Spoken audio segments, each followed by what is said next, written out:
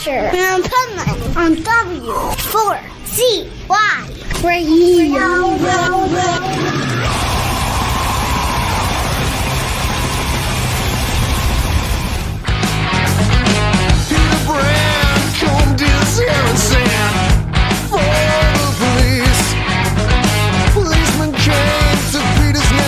This is the Pipe Band here on the Adventures Pipe Band W4CY Radio, and I'm very excited. Why? Because Greystone Canyon, they're back. They're back, and I really dig what we're going to talk about. There's a couple new songs I really dig, but let's bring on Darren onto the show. How are you? Thanks very much for having me. I'm very well. As we discussed before we just started, it's my birthday today, but honored to be here on the show and talking about something that I'm very passionate about, which is music. I think I have something here in my toolbox that is so, you just made me think that's so appropriate for a situation if I still have it. And I'm going to find it at some point. I may play it if I find it. But I'm going to say happy birthday. And I have to say, okay, the newest single I know about is the Thin Lizzy one, but I also went and listened to another one that wasn't in what was sent to me, and I thought that was badass too, because I absolutely love UFO. Oh, and, fantastic. Oh my God, that was so killer, the UFO song. Okay, so everybody knows they have a new album coming out, but there are some covers on there that are really cool. There's original music too, but you know, there's some cool covers. I can't wait I didn't get to hear it yet. I can't wait to hear the Immigrant song. Oh yeah, okay, great. That's one of my favorite Zeppelin songs. But I do have to say, the minute I turned on Suicide, I was like, how the hell does he sound so much like Phil? Oh, well, that's a huge compliment. That if I give you a little backstory to this album, like this is our third album, and as you pointed out, there are cover tunes and new original songs. Each of the band members chose a cover song that we thought kind of fitted the DNA of Greystone Canyon and that we could do a reasonable job on. The other reason that we did covers and originals is we wanted to try recording this album live. So all in the one room, no click tracks, no studio trickery, just looking at one another, amps cranked up, real drums. And we weren't sure sonically how the album would turn out. So rather than risk all of our new original songs on something that could have gone the other way, we decided to mix some covers up, and it would be maybe a low stakes affair, something like Metallica's Garage Days or Van Halen's Dive It Down. It's so funny you said that, because the minute you started talking about it, I'm like thinking, listen, Metallica still does covers. Yeah, and those cover albums that they do, you know, I really enjoy those. It's kind of, you can hear that the band's having fun, and that's really what we wanted. Like the previous two albums for us, they've done well. They sound great, but the last one, it was such a laborious task to bring it together. And it wasn't, you know, like the end result was great, we're happy with, but it wasn't exactly a walk in the park to do it. So we thought we'd try and change it up. And that's what we've done here. And really, I know your listeners are the ones that'll be the judge, but for us, it was a blast. And we think you can feel that when you hear it, that we're having fun. See, that's so important in my opinion, because first of all, if you're not having fun, how am I having fun? Okay. Second of all, like, I'm just going to be blunt. This industry sucks. So, like, the most fun part is the making and playing music. If that's not fun, it's the wrong industry to be in. Yeah, and you know, music and business have always been at odds with one another. They're strange bedfellows. So just take the business right out of it, make it about music, have fun, and hopefully that comes across. You know, hopefully, You know, like it's like when you're at a party, if you're the guy that's smiling and laughing, like people want to gravitate towards that. They're like, you know, I want to be a part of that. If you're moping in the corner and, you know, people are like, oh, I'm not going near that dude, he's a Debbie Downer. No doubt. That's you know, that's how we approach this. And you know, I think even sonically, it's turned out great. What we may not have in perfection and precision, we've made up within passion and attitude. So, like, you know, like that's more important. Yeah, like the 70s records, the 70s and 80s records that we really love. That's how most of those records were made. You know, just all the guys in the one room playing off the floor, not using tons of overdubs. Just keep it natural and like, you know, a band having fun. Well, that's funny because one of the things I thought of in my mind before doing the interview of why I wanted to bring up was, you mean some humans are in a room playing music together? What a concept. Oh my God. Crazy, right? Who thought of that? And it's so strange to me, even when I'm saying these things out aloud, is it's kind of everything that we grew up on. That's how it was done. But along the way, everything changed, you know, and I don't know, things definitely became more sterile. And also with no budgets to make music anymore, like you said, you know, the industry, it sucks.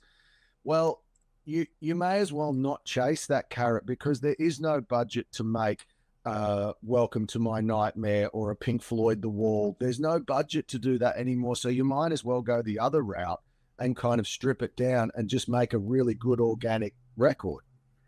And I think when you're all in a room, the music sounds different because when you're doing it in different places, you're not connected to have that cohesive sound, you know, and you're not feeding off of each other.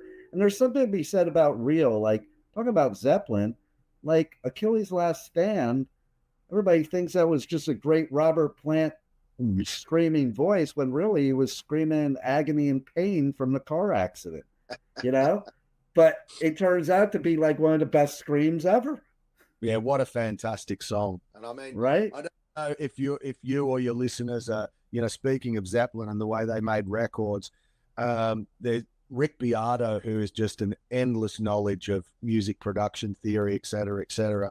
You know, he got all the bottom tracks, and like you can't quantize those drums. If you start putting that kind of music to a click, it takes the human feel out. It takes the whole vibe and journey of these songs away.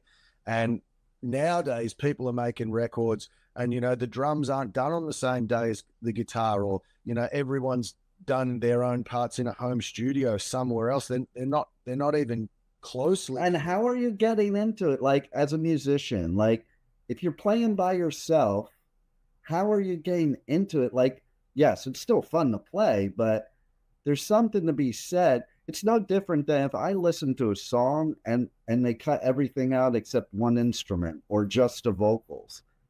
It's not the same. Yeah. It's definitely, we're in a time now where everybody's got home recording equipment, and even the big studios, everybody's just doing everything digital and editing it, but we're not really seeing, you know, the results that are coming out. Where's the cut through? Where is the next AC/DC? Where is the next Metallica? Where is the next Van Halen or Jimi Hendrix or you know, any of these guys? It's just, it might be an easy way to record and a budget way to make music and albums, but it's not adding to the depth of music legacy that we already have, and that's the shame. Yeah, totally. And you know, there's something to be said about the realness and the rawness of not overproducing everything, and that mistakes happen. Like nobody's perfect. And, you know, you mentioned Van Halen. One of my favorite memories ever of like thousands and thousands of gigs I've been to in my lifetime was at the 1983 US Festival, Heavy Metal Day, which was weird because Triumph played on Heavy Metal Day. You can imagine if you had a Heavy Metal Day today and that was the band. But Van Halen was the headliner of Heavy Metal Day. And so they're starting to play Ain't Talking About Love. And Eddie is looking over at Dave because he's not singing. And then Dave, the consummate, like one of the greatest frontmen ever, in my opinion, 300,000 people, and he just says on the mic, I fucking forgot the words. And he wasn't even joking either, but the whole place roared like the best thing ever happened. It was the biggest applause of the whole day, because he forgot the words. And then it was even better, typical Diamond Dave, there was one person in the crowd that heckled him. And he turned to that one person and he pointed at him and he goes, I'm gonna fuck your girlfriend. Oh yeah, that's famous. Right? And how cool is that compared to today? Today, if a band fucks up, it's usually because the band are trying to play along to backing tracks. Right?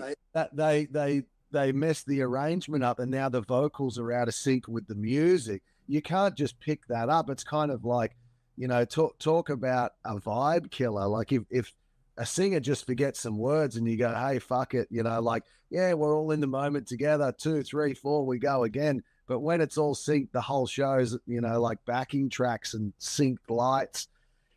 Yeah. Well, like Hetfield says at live shows, he goes, come on, guys, sing it with me, talking to the audience, because sometimes I forget the words.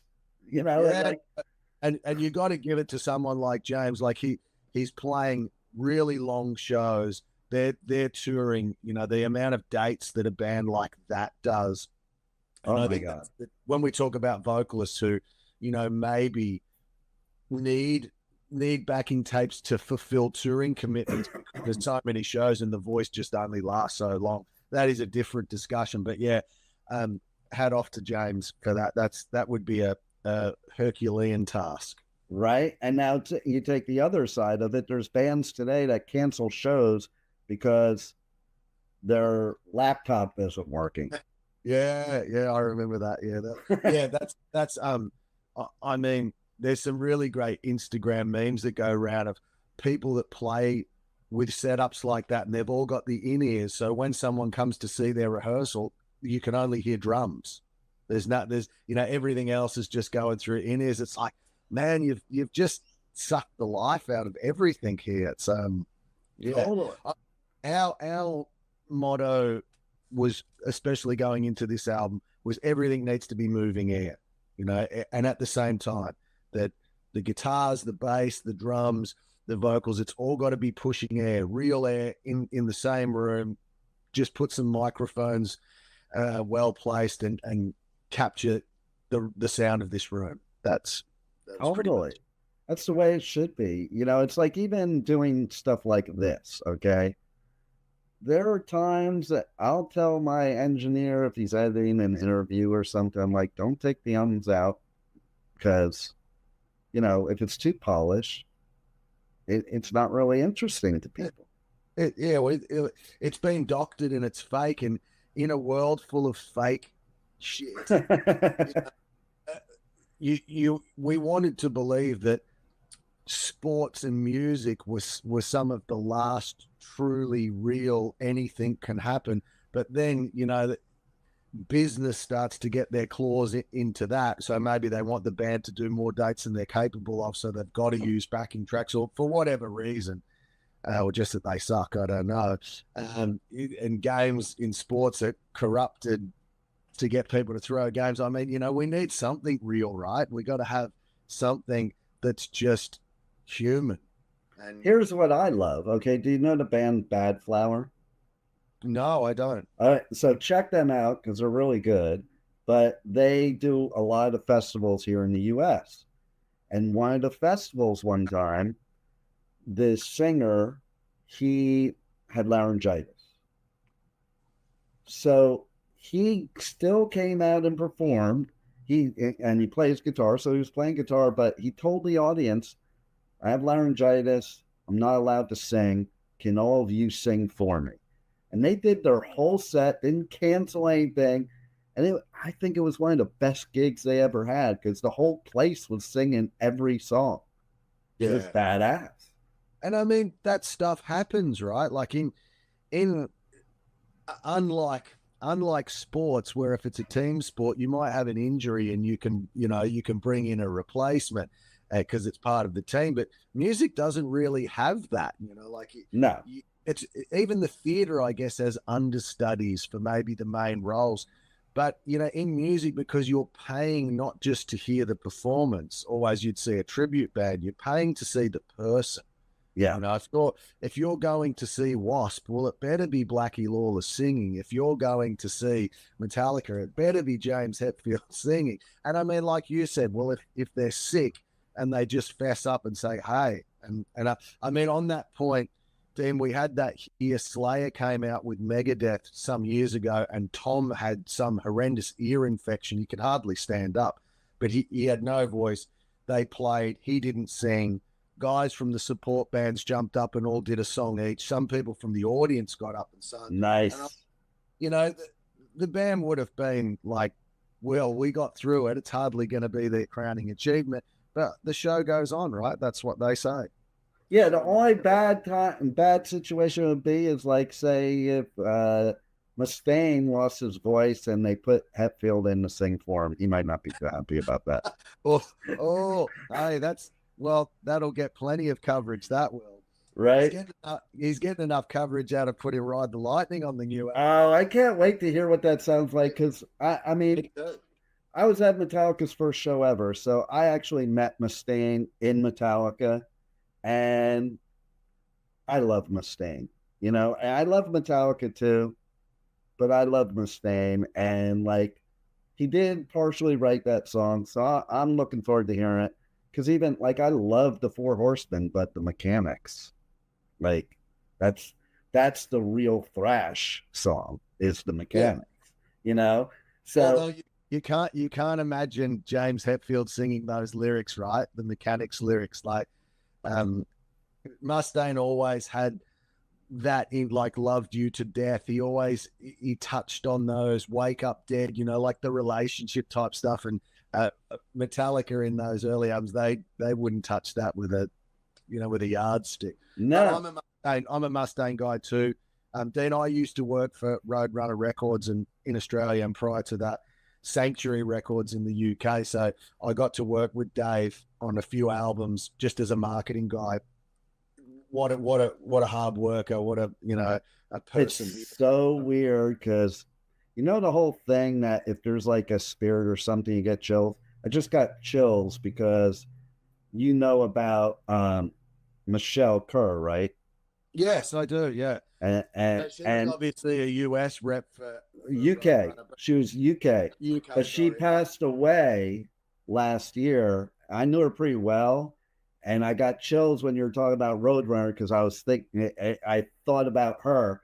It was funny because I that's one of the festivals I do media coverage for, Bloodstock in the UK, which she was the PR person for that, and so Machine Head was playing, and he did this like whole tribute to her, like on stage at the festival.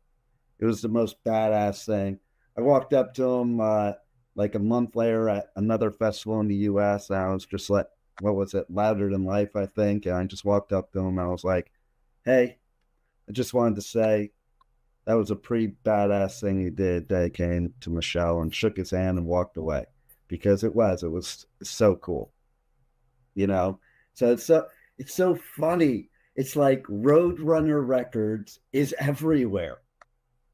Yeah, like I mean, weren't they just they were really the brand for metal music, and they were maybe the bigger of the independents. If you were on Roadrunner, when they come out with Merciful Fate, Annihilator, and then that whole first wave of death metal, I think the early Obituary Records, were Roadrunner, and then the whole 90s thing with Fear Factory, Machine Head, Sepultura, yada, yada, yada.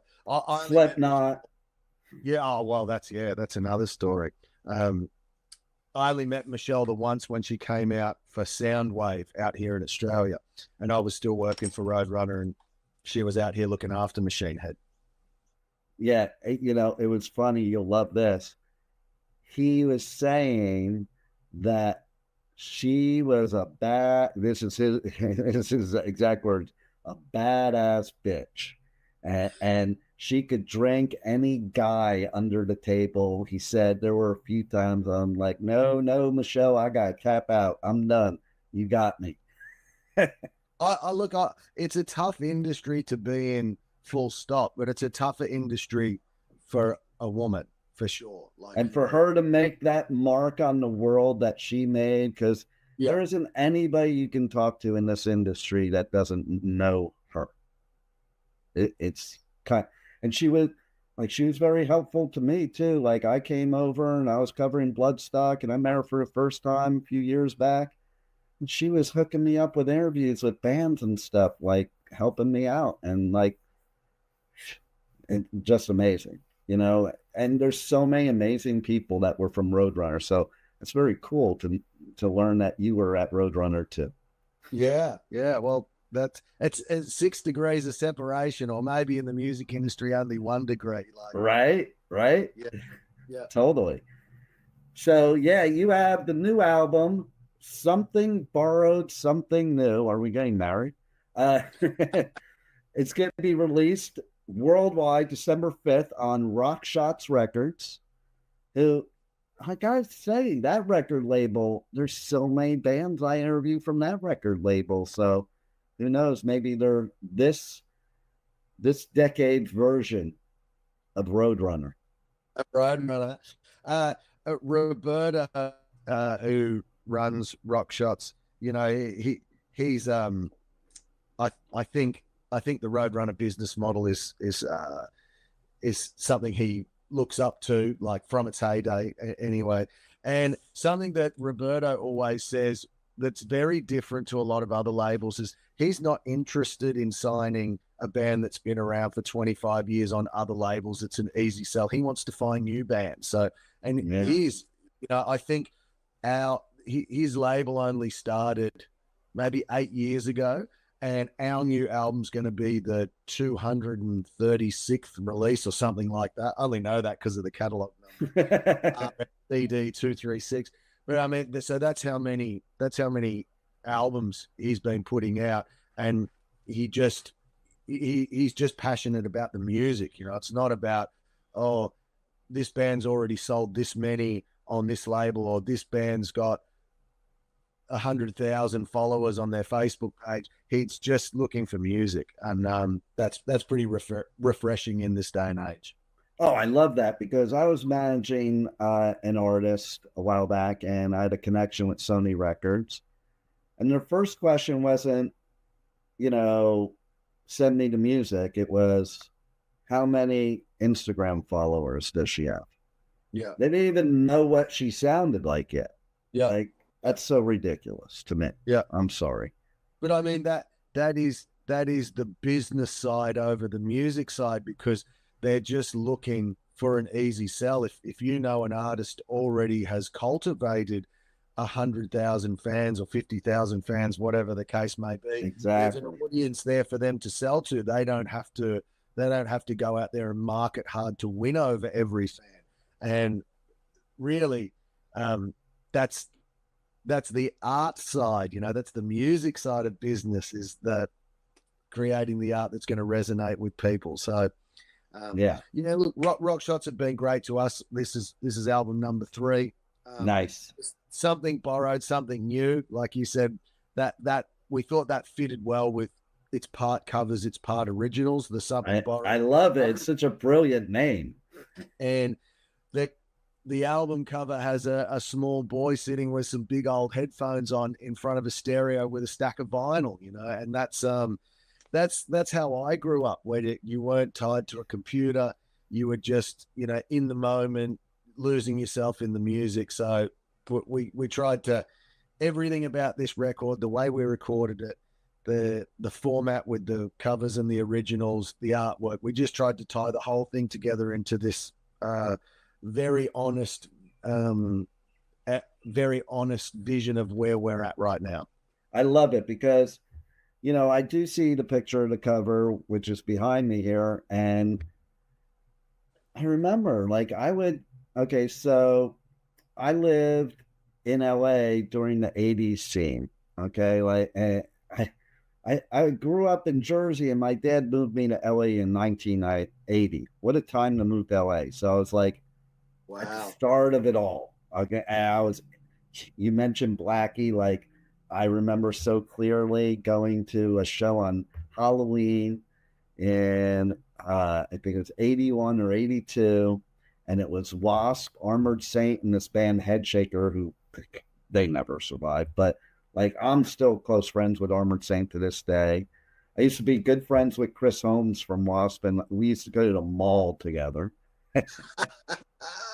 And, you know, I used to go to this record store in the Valley called Oz Records. I tell this story quite often nowadays because it seems to come up, and this is appropriate with what you're saying. It's like, and I had a friend that was a record store clerk there, and me and my friends, we would go there, and he would show us these albums of bands, and that's how I discovered most of the bands. Like, he would just say, "Here, you need to listen to this." And unlike today, where you couldn't listen to it first, you had to buy it, spend your hard-earned money buying it, and you listened to it over and over again, no matter what. And I used to sit on the balcony with my headphones on, look at all the artwork, read the lyrics, all that stuff.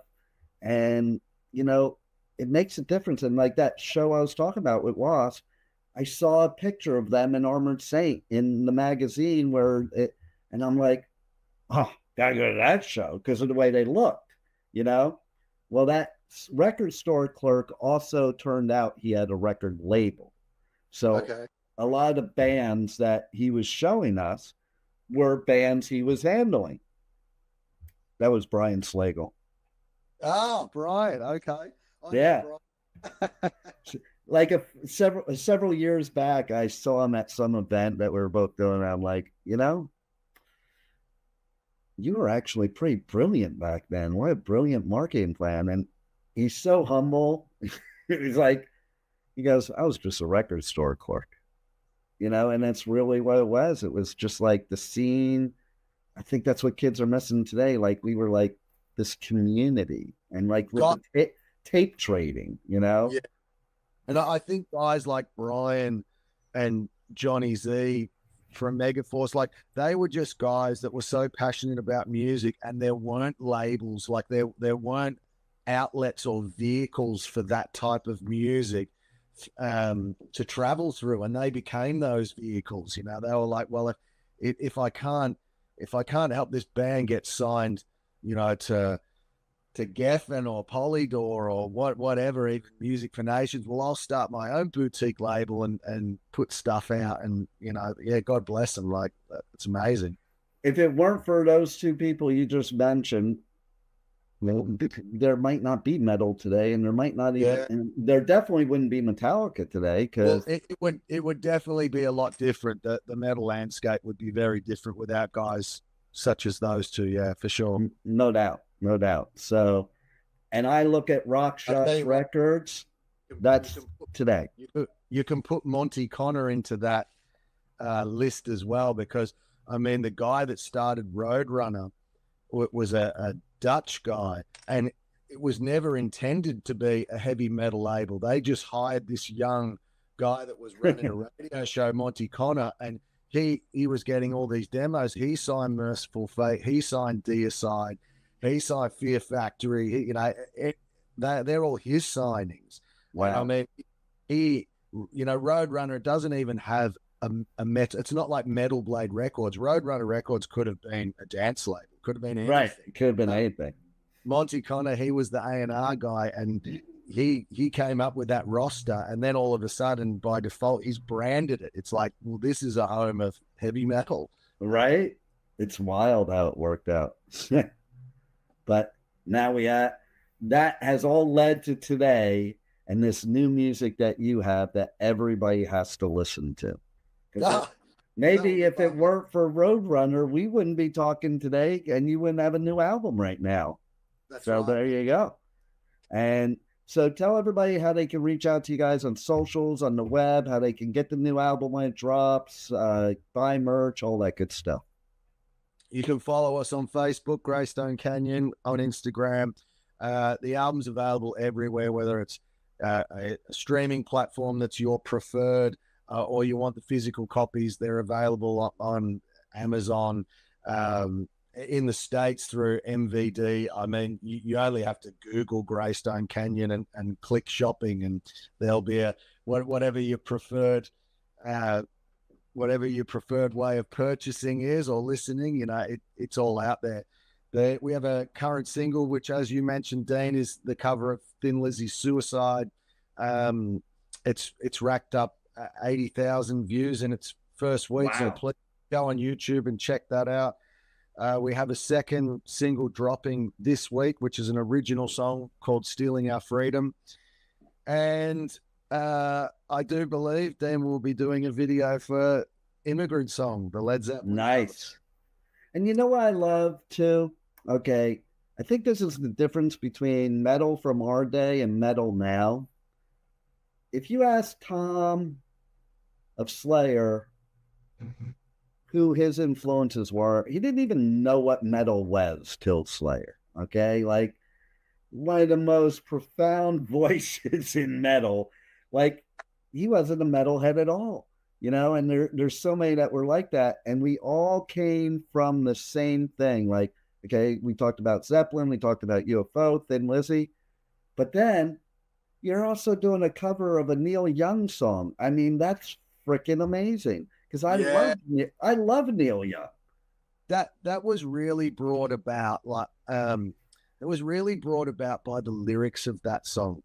The whole meaning of this album, like I said, the organic way that we approached it, the cover art, the combining covers with original songs to see how they sit side by side, the lyrics to Neil Young's Hey Hey My My Into the Black. So we've done an acoustic version of that, and it's darker. It's Nice. but you know, that was a lot of fun to do, and there is an animated video coming out for that one. So yeah, watch out for that. It is it's an interesting listen for sure, the new album. So I hope people could check it out and you know, enjoy our reinterpretations of these covers and some new Greystone Canyon original songs. Well, and I like the way you put it, the reinterpretation, because I think that, like, even with Metallica, there's so many covers that they do that nobody knows is a cover because they make it their own. And a lot of bands, but it's like, I always laugh because people always come to me and tell me that Nine Inch Nails covered this song by Johnny Cash called Hurt. Yeah, it's the other way around.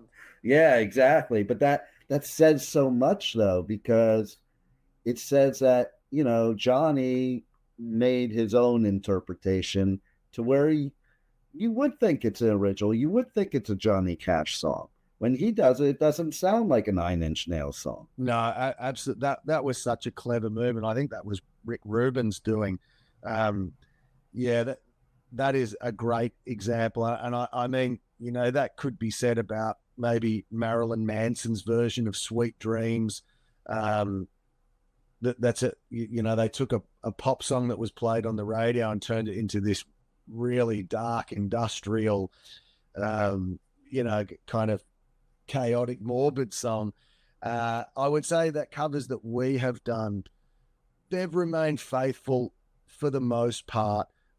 We didn't want to change them too much, and the Neil Young one is probably the one that's, well, it's definitely the one that's the most different to the original. Well, and like I said, you did sound, you know, just like Phil. So I mean, and that brought me right in, right there, because that's the other tough thing when you're doing covers is, you know, it's tough to try to sound like them and do it better because they're the original, or to even do it the same. So I have mad respect for bands like yours that can take a song like that and you still have the familiarity of the song itself. Yeah. The people that played it. Thank you very much. I think most of the time with the vocal, you know, especially when you're doing different covers, it's pointless to try and impersonate people, but you need to put yourself into it, and it needs to sit well, and it needs to sound genuine. And I think you can get those two things, you know, like pretty much on point, the song will come across. And you know, we keep referencing Metallica doing covers. Look at all the different bands from Nick Cave to how about the Beatles? Yeah, like the whole beginning of the Beatles was covers, pretty much. Sure. And people think that was their songs. There's so many Beatles songs that people think it was their song. I mean, cover or original, the publishing matters, but I mean, to the listener, it doesn't really matter as long as it's still a good song. Yeah. You know, if you take someone else's song, I'm not saying you taking it and making it better, but if a good song's a good song, and if you do it justice, it'll still be a good song. There it is. You know, there's a million variables to that, but I think in a nutshell, there it is. So I guess one of my final questions is how do you keep doing this? Like, I always wonder that with artists, like after you've been doing it for so long, like how do you keep coming up with new material and original music? It's like, I think about that and I'm just in awe of artists that can do that. It's just total inspiration, you know, and inspiration is all around us all the time. I guess the great thing about music now, even though we're saying, you know, the music industry sucks, but we're not looking for the next trend now. Most of the time we're looking backwards and digging into catalogs. So you're just endlessly inspired by maybe something that's been around for 50 years, but you haven't heard it before. So it's just that endless inspiration. It's also, for me personally, a little bit about the continued musical growth. Like I had some music theory lessons a few years ago. I knew music theory, but I wanted to know more. And that creeps into your playing and your writing, and you just you just keep expanding. You know, that's how it is. That's how it is for me. It doesn't mean everything you write's going to be better than the last, but you know, it's like cooking. You might keep reinventing your dish, but your wife might say, "Hey, this is not as good as last night's dish." But it doesn't mean you don't stop trying. You just keep right. And I think it gets harder and harder, doesn't it? Like, so I think as you get more and more into, you know, into your catalog, like it has to get harder to try to outdo yourself. And not because of any other reason, but like if you got 10 albums as an example, to try to outdo all 10 of those albums opposed to trying to outdo the first album and with the second one, man, it's got to be tough. Yeah, I mean, I think it depends what you mean by outdo. I think when people get really caught up in the music business, outdo means outsell, you know. And I don't think of it that way, but yeah, I see that. Well, that's how the labels would be looking at it. You know, you creatively, you might feel that you've surpassed everything that you've ever done, but if it isn't embraced by critics and fans, it's deemed as, well, you know, it's an underachiever. Yeah. And a lot of the times when you say outdo, if outdo does mean popularity and sales, you might have to dumb something right down. So you're really not outdoing it, you're underdoing it. And to me, the outdoing is any artist or like what I do or anything is like, you're in competition with yourself. It has nothing to do with anything else. And because we are our own worst critics, like, you know, I can't tell you how many times I've gotten off an interview and the artist was like, man, that was like the best interview I ever had. And I'm thinking in my head, really? That kind of sucked. I kind of sucked. You know? But we're doing this out of a passion, right? Yeah. Like, and I think that's where you can separate yourself from that trying to outdo anything, because if you're passionate about it, the paths that you're going down chasing that passion might change, and you can't compare the two. It's just it's another interview or another song, and if we've enjoyed it, fantastic. It's a Yeah. good day. No doubt. And yeah, as you get more experience at the craft, get better at the craft, I think as an artist, you do go down different paths. Like, you're not going to write the same stuff you did when you were 15, because you have No. different experiences and outlooks and perceptions and all that. But again, we're going back to that, maybe the industry sucks, but I keep using that as a juxtaposition for a positive, is whilst all of these little independent labels like the one I'm with are getting our music out to people, they're not controlling us. I love it.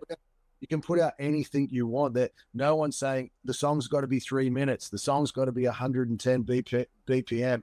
The song's can't have an intro that goes longer than 50. You can do whatever. Like, so if we choose to try and write, one song that's maybe a bit instant and a bit of a toe tapper, could be an instant hit or favorite song, or you want to write a 12-minute epic or a whole album of 12-minute epics. No one's telling you can't.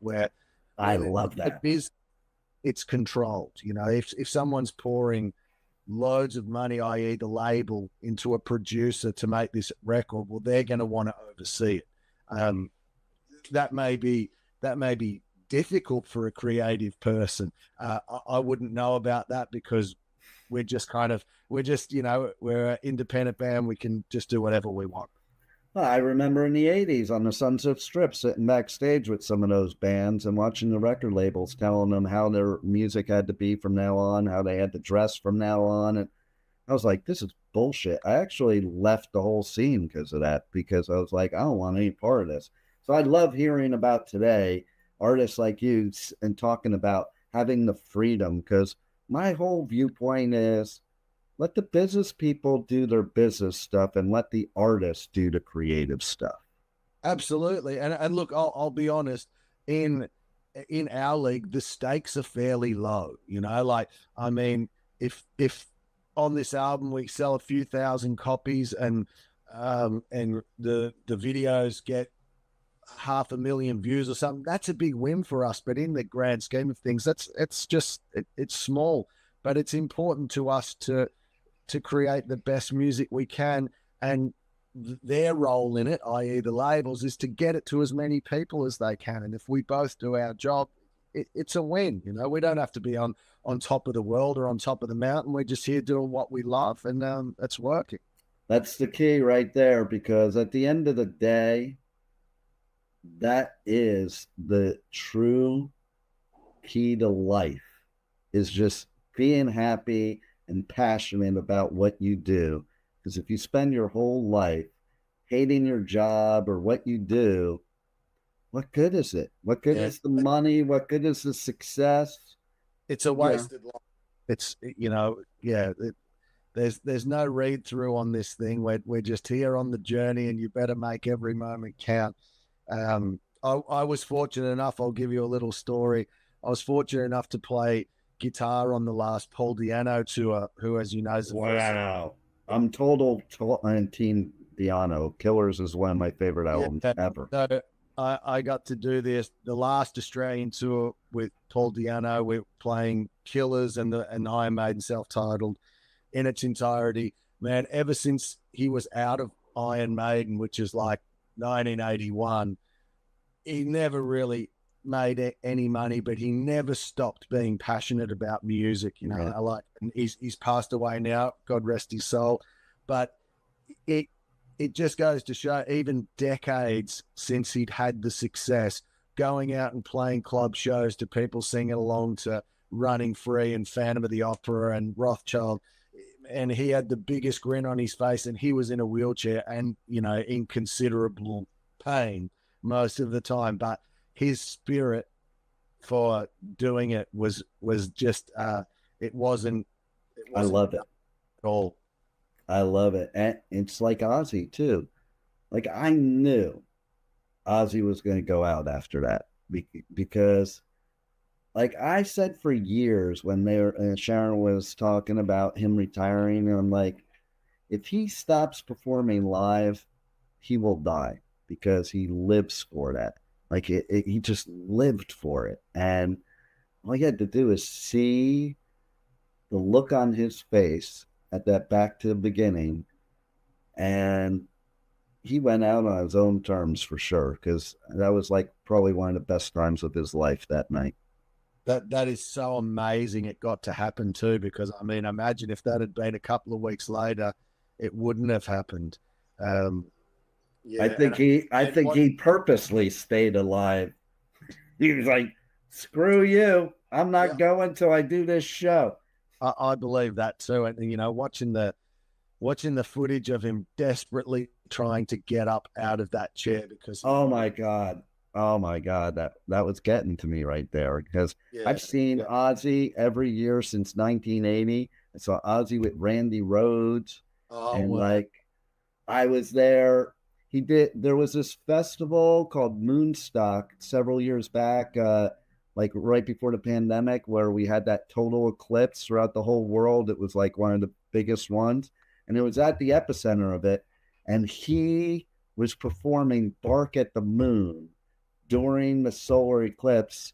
And I got to shoot it. Like, I'm not normally a photographer, but they gave me a photo pass, and I was standing right under him, shooting him. I have the pictures like that. They're amazing. That it looked like it was dark out when it was daytime because the solar eclipse, and just an amazing experience. And like, you think about all the things that he's done in all these years, and how amazing is it too that he got kicked out of Sabbath, thought it was the end of the world, and he ended up bigger than he ever would have been in Sabbath. It's such a triumph on so many levels. Like Sharon and Ozzy as a team, you know, against the odds. That first lineup that he had in those first two records, like how special they were in not only for his career, but the evolution of hard rock and heavy metal and just guitar. And then that every guitarist that they managed to find was just this, like, it's like, how can you know, you think, oh, there's only one Eddie Van Halen. And, you know, of course there is only one Eddie Van Halen, but you go from Randy Rhoads to Jakey Lee to Zakk Wylde. It's like, what? Like, well, not only that, okay, think about it. In one year, I saw Ozzy play with Randy Rhoads, and then he had for a short stint filling in Pat Travers after Randy Rhoads, and then Brad Gillis. Like how many musicians this man has collected through the years. And then this final album, all the people he was singing songs with, like Elton John, and like, just amazing. Yeah, absolutely. What a fantastic career. What a huge life. Like, that's a life well lived right there. And never to be replaced, never to be forgotten. I mean, it's fairy tale stuff, you know. No doubt. Huge influence and huge part of my life too. Like, amazing. And this new album, that's fairy tale stuff too. Everybody's got to buy it. Your new album, you know, they can't borrow it either. They got to get it new. Yeah, well, I mean, honestly, like, listen to it. Contact us. Let us know what you think. Share it around, and Dean, that's the best, mate. That's a nice plug there. Thank you very much. You got it. You have any final words for our listeners? No, really appreciate the opportunity. You're talking to me in sunny Melbourne, Australia, Greystone Canyon. We're all just about honesty and integrity, and tipping our hat to the legacy of everything that's hard rock and heavy metal, and just be safe and, keep loving life. Love it. You guys rock. I love what I've heard off the new album. I can't wait till the rest of it comes out. And thanks for being on the Adventures of Pipe Man. Hey, this is Darren Cherry from Greystone Canyon on the Adventures of the Pipe Man. Thank you very much for having me, and God bless you all. Thank you for listening to the Adventures of Pipe Man on W4CY Radio.